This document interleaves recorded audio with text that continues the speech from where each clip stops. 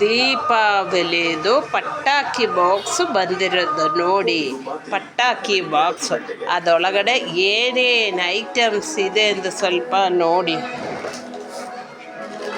ಅದರೊಳಗಡೆ ಏನೇನು ಐಟಮ್ಸ್ ಈ ವರ್ಷ ಕೊಟ್ಟಿರೋದು ನೋಡು. ಪಟಾಕಿ ಬಾಕ್ಸ್ ಬಂದಿದೆ. ದೀಪಾವಳಿದು ಪಟಾಕಿ ಬಾಕ್ಸ್.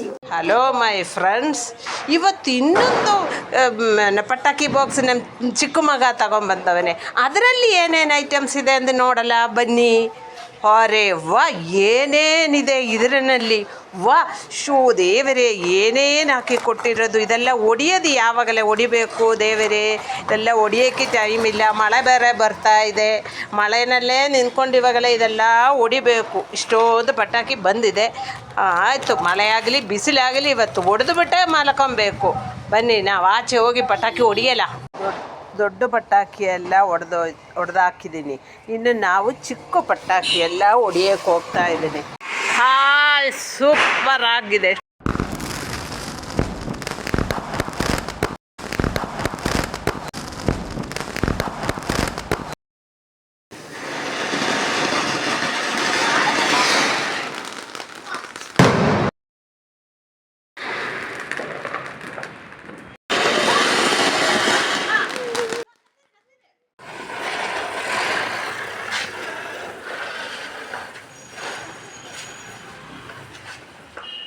ನೋಡ್ರಿ, ಇಡೀ ಫ್ಯಾಮಿಲಿಯವರೇ ಪಟಾಕಿ ಹಚ್ಚುತ್ತಾ ಇದೆ. ಪಟಾಕಿ ಹಚ್ಚೋದು ಅಲ್ಲಿ ಇಬ್ರು ಹಚ್ಚುತ್ತವರೇ.